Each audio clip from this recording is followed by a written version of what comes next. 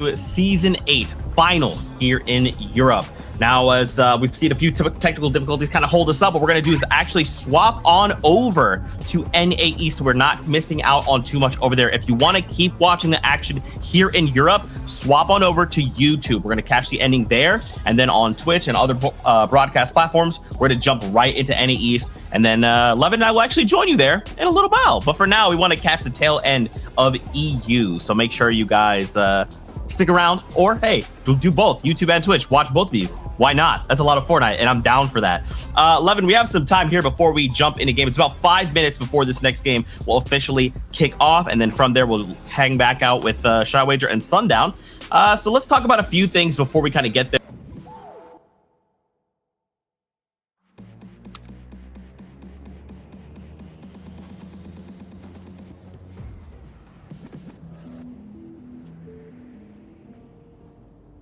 Just going back and forth, trading shots left, right, and center there, and obviously picking up big elimination games. Muzz's team obviously with 10 eliminations overall. What a start to the second day. Absolutely a star, but you know what? There were other stars in that game, and luckily for us, we got Adam Savage here. Give us a little run through some of the highlights that went down. I'm so sorry I'm late to the party as well. It took ages to do the nose, but I'll work on it. Guys, yeah, fantastic first game. What I wanted to do actually is shuffle things up and talk about the POIs. Ultimately, with the POIs, things have changed slightly, and I'm really glad we're talking about Cease's Trio actually being the Victory Royale winners right there.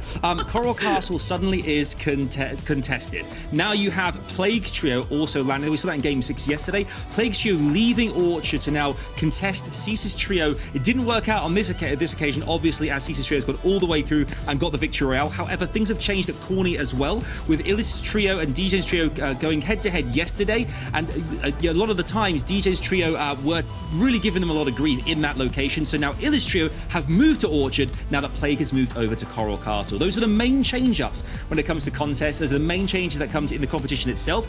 Other teams, other trios are sticking to their preferred POIs, but as we all know, with this being the second day now in FNCS finals, things have the potential to change on the fly all the time. But it's getting very exciting. We're one down, we've got 5 more to go, and I'm feeling great. I'm very hot right now, as you can imagine, but hey, it's Halloween. Happy Halloween to all you guys. I'm loving every single second. I can't wait to see the leaderboards as well. They're going to look very, very meaty indeed, considering that Cease's Trio have just gone all the way and got the victory. I think there was 11 eliminations as well, which is going to make a huge difference to their final point tally as well. We can see here on screen the Victory Royale from Cease & Co. The high ground, absolutely winning supreme, reigning supreme in this context. So let's take a look at the standings, and you can see exactly what is up right now. Muzz, Mira, and Boo, I'm going to say it, they were my prediction yesterday. It could go all the way, but things can change. We said are currently sat in the top spot, 138 placement points, 42 eliminations, 222 points, which is absolutely monstrous. A huge total there. In second position, you can see, though, Osperati, Visuals, and Frist coming in with 213. Same amount of eliminations. However, only 129 placement points. I'm saying only, that's still a ton of placement points. And it's looking real good indeed. But the rest of the leaderboard you can see as well. 3 teams now crossing that 200-point threshold. You can see in the latter half of the table between 11th and 20th position as well. Pam, Carey, and Fatch top that with 134 points, 20 eliminations, 94 placement points. We can start to see other teams starting to move their way through the ranks as well. Dejan Ages and Canada right on their tails, 10 points behind there, 27 eliminations and 70 placement points as well. In 20th position, 88 points. Now we're looking at almost 150 points between 20th place and first place. A massive margin. 5 games. Can those teams in the bottom half start to make their way into the top 10? It's going to be tricky, but at this point in the competition, you might have to start being a little bit more aggressive, because there's no time and there's no room to wait around for a good game. You have to kind of make it happen to make this to go in your favor as well. But look at these teams in here. You can see all of these in 11th through 20th position as well, from Skittles, Nosh, and Nut to Dukes, Justice, and Users, last year's FNCS champions, currently in 13th position, showing that other teams now are having a really good finals thus far with 7 games now, and it's looking very good indeed. But I'm going to hand it back over to MDF and to Reese. Guys, game 2, day 2 coming our way. What a great start to proceedings. Take it away, over to you. Yeah, listen, honestly, that was an excellent breakdown there. Adam keeping us in the loop all the way through. The replay package was perfect. We didn't really get to see that early game fight for Cease and his trio, but we noticed how detrimental it was to the standings for him, right? That was crucial. massive, right? Obviously, like we mentioned, managing them to get up and pick up a victory round because of that was so huge. I want to see how that continues at the next couple of games, because like we said at the end of yesterday, we saw them lose that fight, and if you got 5 more games, they've already lost 1. Are you going to be able to win every single fight after that? Like I'm not entirely sure. Honestly, one thing I really want to mention there though, we got a glimpse, and I mean a glimpse at Adam's costume. It just flew in so much. I'm already looking forward to see the breakdown of that when it comes to the next end of show. Hey man, everyone's came dressed to kill today. I love all the fits are coming out. You know, we're all dressed in a likeness to some of our favorite Fortnite characters here. See you, Agent Peely. I'm in the I didn't even see the mask. I didn't even realize you had the mask. I got there, it, baby. man. I'm out here. We're going all the way through with it. Listen, what a game, and an even better game, and an even better story developing now for Cease. I'm super excited to see the vet come on back here and fight his way up the standings. Like I said yesterday, it feels very nostalgic seeing such an OG find his grip today, find his footing alongside some of the new boys he's running with. And listen, it's setting up to be an excellent day so far for the FNCS. And then let's give a hats off to Booga, who is up in the lead right now with just a ridiculous game, man. Miro does not stop. Yeah, they've had a pretty mental match history so far. The back and forth. Remember, I'll set the scene. I'll repeat what I said yesterday about them. When I saw this team play in the first Cash Cup of the season, they were getting a ton of 5ths till 10ths. They weren't, or 6th till 10th, should I say. They weren't able to keep going into that top placement thresholds, the 5th, the 4th, 3rd, 2nds, and the 1sts. But from now on out, like, they've definitely managed to fix that a lot. They got 3 thirds so far, looking real strong. And let's jump back over to Coral Castle. We've seen this fight happen on that obviously breakdown from Adam there. And this is going to be a critical fight for the rest of the day as well. Yeah, this time we get to watch it from the beginning. Not looking too hot for Elite, who only has the SMG right now and very limited build. So farming here is going to be absolutely crucial, but more importantly, backing up his teammates is going to be even better. But Cold is going to get sniped out pretty quickly here. Now the real question is, does Elite and Cease run away here while they still can, tuck the tail between the legs and get out? Seems like that is going to be the play. They'll return a little later for the goods of the reboot card, but no, Elite gets picked off in the distance. The builds are going to give away Cease's position there, and it's looking like Raps right now. Yeah, we saw the big turnover that moved them up to 3rd place so far. If they go down now, that's going to leave way too much room open for Bucky, Peterball, and Macwood's team to start climbing up the leaderboards too. You see Plague starting to wrap around the back as Bryce and Flucam have the angles on them, and I don't know what Cease has got. I don't know if he's been able to harvest got that many materials from here on out, but this is going to be a rough one to turn it around. Wait a second, there's a team shooting from the top here behind Cease, is giving them a little bit of additional coverage here. They don't seem to know that Cease is in the cone, so that team is farming effective surge right here off the trio of Bryce and company. Now, they know where Cease is, and I mean, he got some good tags here, but what's going to come about it? Not a lot, unfortunately. So Cease is going to go down at this point. Plague's going to pick that one up. That's going to be some points on the board for them in day number 2 for them. So the fight still ended up being relatively fast. Coral Castle's a notoriously slow POI to harvest, loot, and get out of. In particular, fights here usually last a long time. We see the zones go way deep in the fights in here. So for them, that's going to be big, and hopefully maybe they can capitalize on that and actually get a big game out of this rather than fumbling like some of the other games we'd say that they have. Back over to... And these guys were just lighting up yesterday. I'd say more lighting up me and you's eyes than anything else, because they were just fighting everyone. It's the team that's going for the record of how many teams can they fight, how many squads can they take on in a singular tournament.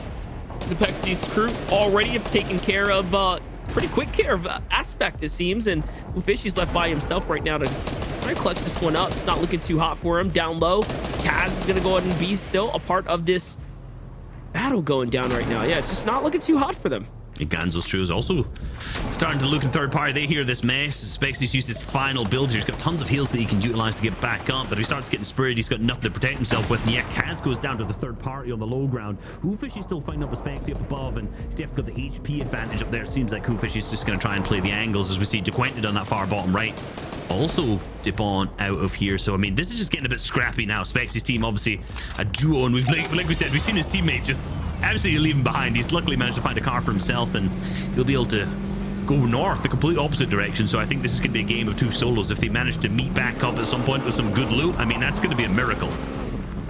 I mean, it might actually work out because of the disengage here from Zepexi.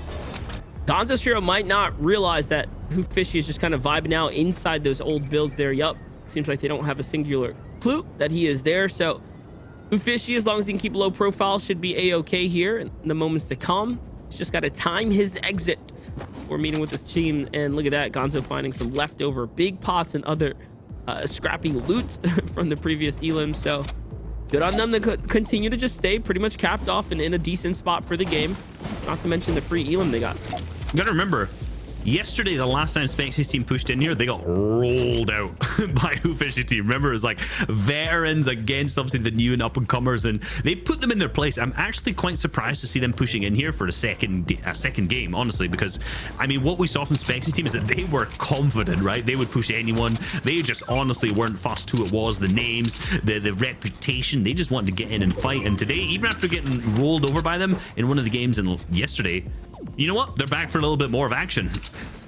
Again, right back into the swing of things. But like, are you really surprised by like, how crazy they've been playing? Oh man, at this point, I just don't know. That's what I mean. I'm impressed by the. I don't know what to expect at this point. That's my take on the trio. Yeah, they're definitely one to look out for if you're in the lobby. You know, leaderboards not so much right now. Maybe in the next season. Maybe when they figure things out. You know, maybe Grand Royale. Maybe they master this plan.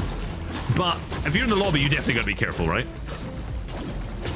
Take a look here at the fun stat for Jamper's trio, who's had 42 points in their first 3 games. Now 116 the last day 3 in the last 3 on day 1. So showing the difference in the pacing of their first half of the tournament compared to the back half. The majority of their points picking up in the final 3 games. Should they be able to continue that momentum they picked up at the end of yesterday? I mean, first game, 17 points, so kind of slowed down already. They're actually, with that 17-point first game, already on track to do exactly the same thing they did before, right? Get 42 points in the first half and then over 100 in the second. So for them, maybe they're just like later half of the tournament kind of guys, because they did the exact same thing in qualifier 2, where they ended up actually placing second, or the qualifier that they ended up placing in, sorry. I think it was actually qualifier 1. They did the same thing, right? Like the first half of their games, pretty poor, right? Just kind of accumulating a couple points, but the second half was, you know, a match history that you'd be in awe at if you managed to get in a tournament. So maybe they're just like second half demons. Maybe they're just like queuing late to get the low elo W key lobbies. That's probably it. That kind of reminds me like back in the day when like Saf and company, they sort of either win the first game and then like die out and then come back at the end. Kind of how Aqua was back in the day too. Remember, Aqua was notorious. It just started off so poorly on EU and then just turn on the gas and go crazy at the end. Look at like the match history from World Cup itself from Aqua. Like that should say enough in the way that they ended up winning in the later half of that kind of tournament. And a lot of the players are the exact same, and a lot of them it's mentality based, momentum based, right? If they have a bad couple games, like some people get tilted and play worse, but for some of these players, they just, you know, they lose that edge. They're like, what's the worst that can happen if we take this fight? And if they're dominant fighters like Day's team, they get more confident and just keep dominating off spawn in these mid-game fights, and then they get that momentum up and the same thing happens. So, you know, it really just depends on the team, the personalities, and everyone's different. I'm just gonna coin it the Aqua Pace. Aqua Pace? Okay. The Aqua Pace, man. And then we'll name the fast track the SETI way. You know what I mean? We'll come up with something cool with it because we have two sides of the coin here. Yeah, we'll work on the terminology. I think we'll work on it before we next come back. Terminology, but EU leading the story here for me. Yeah, no doubt about it. We'll check back in with our now second place team, right? I could have called them the winners or not the winners. I don't want to crown them too early. The current leaders, but obviously after that previous game, they've dropped down now 9 points behind the first place team, still 11 points ahead of CISA's team in second. And we know that CISA's team's already out. They're the only team who's currently dropped out of this game. 31 teams remaining. So this is a really slow game. The teams are really pacing themselves here. So a lot of the teams up at the top, this is an opportunity for them to spread the gap and get a little bit further ahead, as we see Austin doing a good job getting some tags onto a player who's not really got much shield on there. Well, the crazy thing is, you know, they managed to lose their first place spot, but they did so good last game. Fourth place with 3 eliminations, like just straight up consistent, picking right up off that second place. 13 elims they had in game 6 yesterday to close out the tournament. So just truly on a tear right now. But how can you compete with Booga, Miro, and Muzz's, what was it, 5th place, 11 elims? They're just on a different kind of time right now. That they are, and like, you know, if your team, like, what was interesting, remember what flew in the stat that we saw from visuals is that he had the most elims out of all players. So it was quite surprising to see them in that previous game have quite a low quantity in comparison to the rest. You didn't get to see too much of their actual end game from their POV to see how that went down. But obviously, you know, it's hard to catch up when you're seeing a team pop off with double digits and you're down on the low fours, right? You know, it's rough because that's a big point swing, and that's often what we see is the big difference, right? We see those teams who are able to get it to the top 5, but the teams who are able to do that pick up a couple mid-game elims that are easy to get those points, the 5th zone ones, and then maybe 4 or 5 in the end game. Like, the teams who could do that are a scary threat to be reckoned with. Yeah, that's the thing. You can't force it either, right? Like for Booga, Muzz, and Miro, one of the trios they wiped was quite literally the greater ones in the lobby. Pam, Carrie, and Fatch, who needed Surge, W keyed into their box, granted them 6 points in that previous game. Talking about that trio, they're in the mix right now with another 2 just absolutely deadly set of players right here who are killing the tournament right now. Edgy and Rise, who are alive up top. Seems like they're only operating as a duo.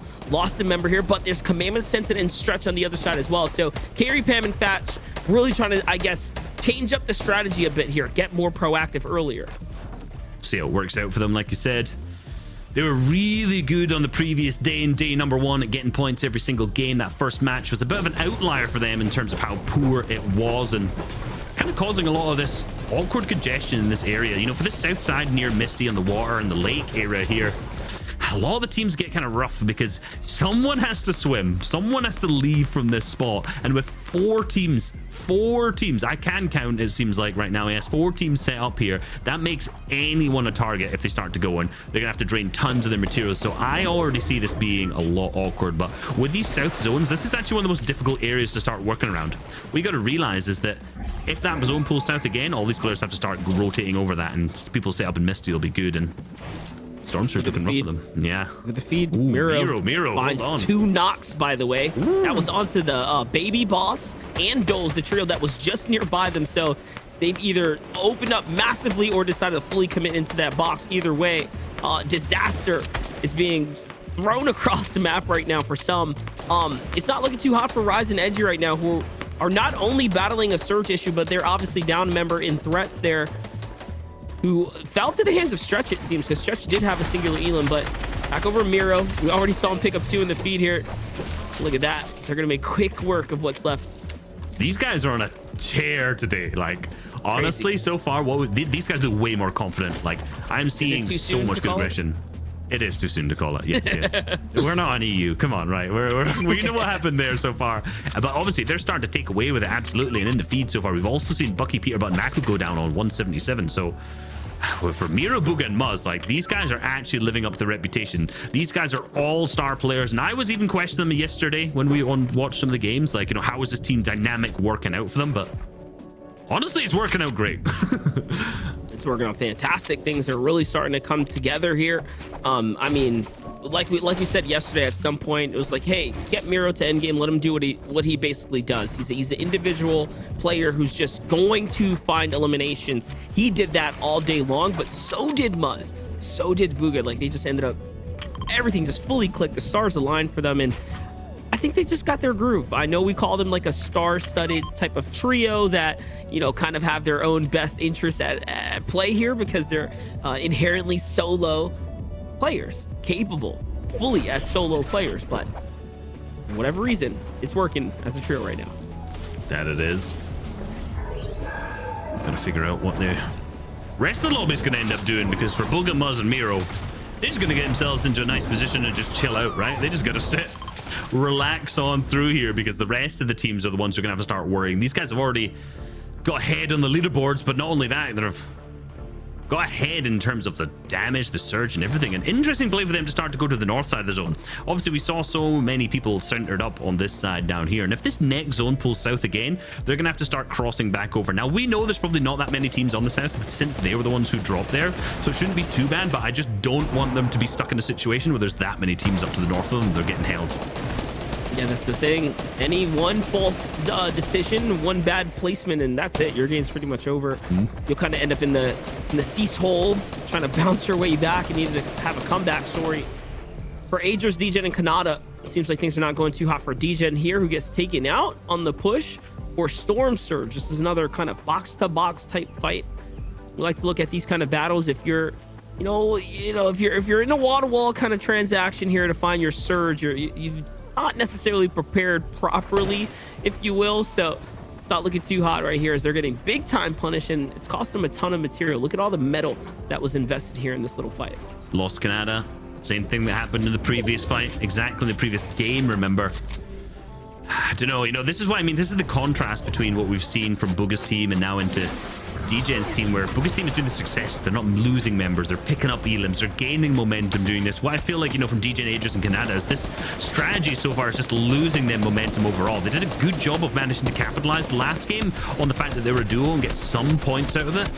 But now the whole game played as a duo, especially as the full spray starts to come through, and Degen's now down to 52 HP, and now also Aegis cracked as well. The whole lobby's gonna have eyes on these two players in the center. It's Ganzos potentially picking up the first Elam, yes indeed, and Joji now wants the piece of the action, and he's gonna get fully boxed up. And it seems like all the teams who are engaged in this fight initially is just not benefited from it at all.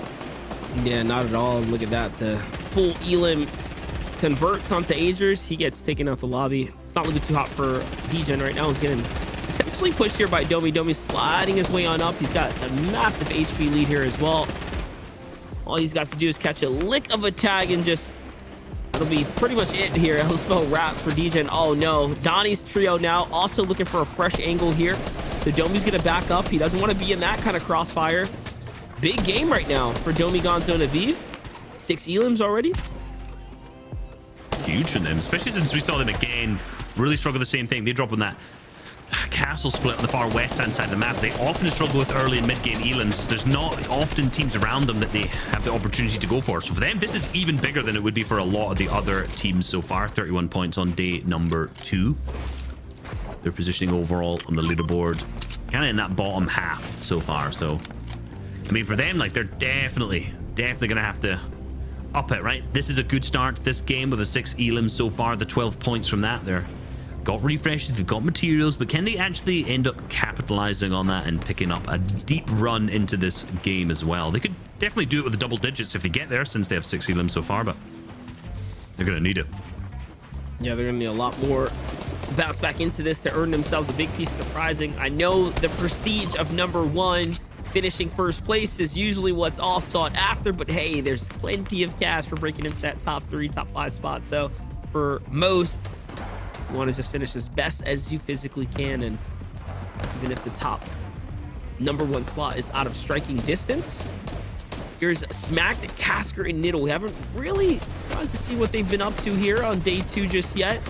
I don't think we saw their perspective there in game 1 at all, but yesterday they were definitely making some waves. They were. Let's see what they can end up doing today. A lot of the players are starting to make their way into this next zone, the 4th zone so far. We see a lot of our top teams still in this and looking healthy too. Up at the top there, Tabs, G, Teo, and Pledge, who auto-qualified from the previous season. Remember, they had a fantastic run. I remember to actually almost potentially winning the entire FNCS. Teo in particular left alive as a solo, I remember, in the very final game, and had a nerve-wracking run in the middle map near the bridge. Very similar, very close to this area, actually, just a little bit to the south there, but other teams still in this. Nauseous team looking healthy. Bryce's team, after winning that early game fight in the far left, still in it too. Reverse 2K on the far right-hand side. They're next to Suscript's team, a team that, you know, I was hoping a lot for. I'm hoping they're going to keep a run into the top 10, run deeper and away with it for the rest of the games, but we'll have to see for the rest of the day. It's a big fight now for Osp, Visuals, and Frisk here. We're looking for some more Storm Surge. Now, keep in mind, they're definitely above here. They don't necessarily need to put the big pressure here, but they understand that they're not going to be safe forever as the surge starts to tick here. Stretch is going to find one in the feed. This is, again, a team that is up there in the running right now. But Frisk is going to get taken out. A bad peek there. He gets punished through. It's up to Austin Visuals now to fully clutch up. Looks like the Thirst is coming in onto Frisk, and Visuals is just left wounded here.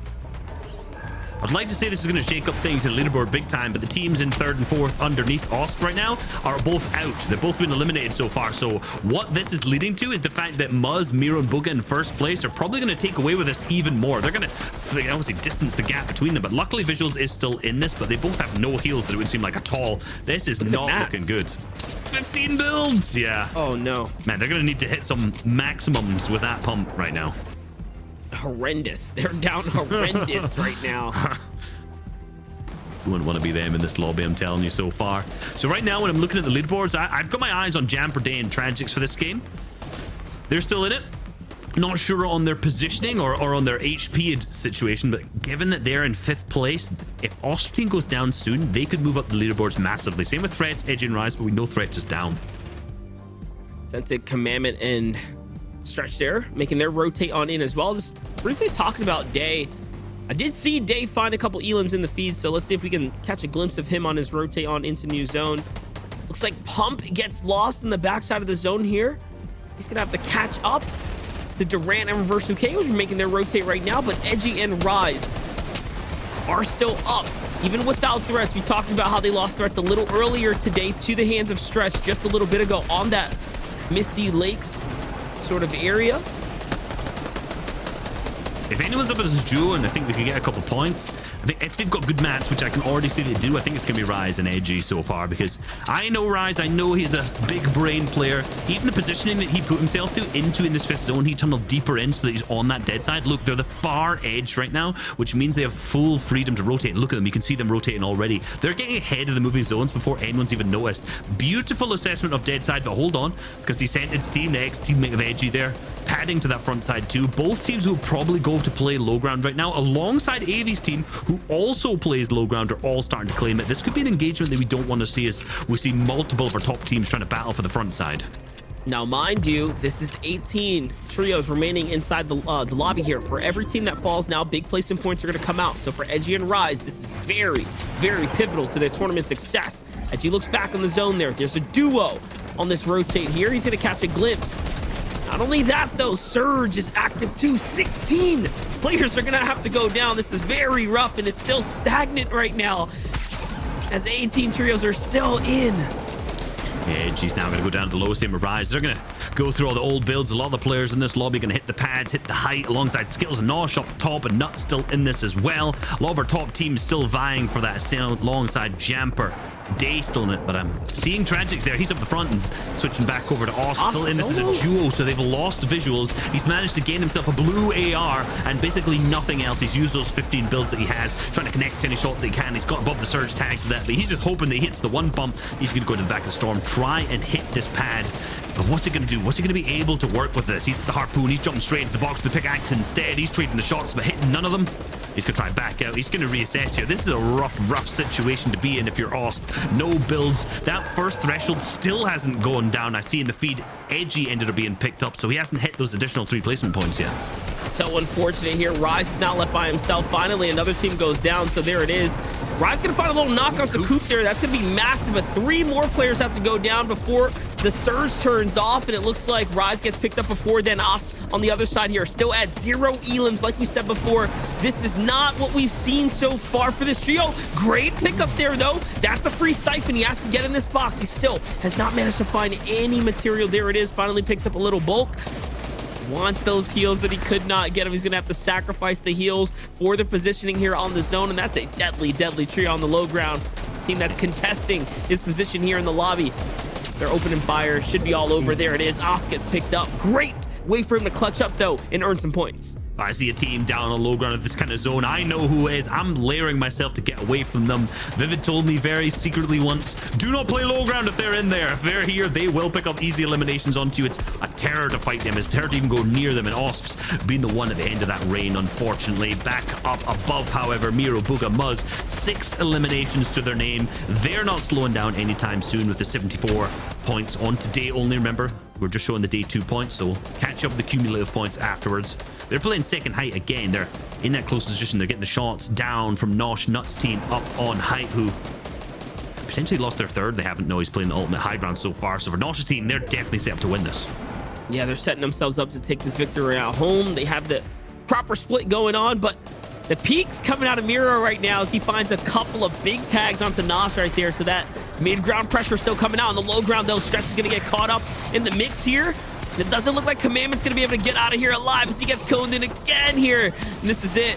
barely with any room to play with right now. He's trying to get off this layer, and there's another trio up above. It's Deemer, who was sitting there waiting for him, and Scented and company get completely wrapped up and taken out the lobby. Now back into the things. What is Muzz, Bugha, and Miro going to do? Are they going to look to go down, find these placement and elimination points, or are they going to look to go for the victory royale right now? Call the bluff on Nut and crew up top and see what kind of loot they have. Doesn't seem like they have materials to start cranking. They have a ton of old builds that are starting to work through so far. So for the players to go up, it's not looking likely so far. Nut's team is way up there on that ultimate high ground. Nut, Skittles, and Nosh still in this too. It's going to be really hard for any of them to try and take high ground. Down on the low ground, Illust, Chucky, and Avery starting to make the huge comeback after such a not great performance in that first day. They're looking to put on a show in day number 2, but Illust is going to be picked up on the low ground now. Chucky's going to connect shots. He's picked up Bugha there. Massive 2 HP down. Muzz down to the entire trio picked up by Chucky. The shots connected in a fantastic fashion. That leaves Nut up on the high ground. He's sent his attack dogs of Nosh down below, but yeah, he's going to pick up that victory royale just by playing the classic high ground playstyle with 6 eliminations over for Skittles, Nosh, and Nut. Wait for them to have a big game for themselves, make the best of that high ground, and walk away with the victory royale. Bugha, Muzz, and Miro, though, the consistency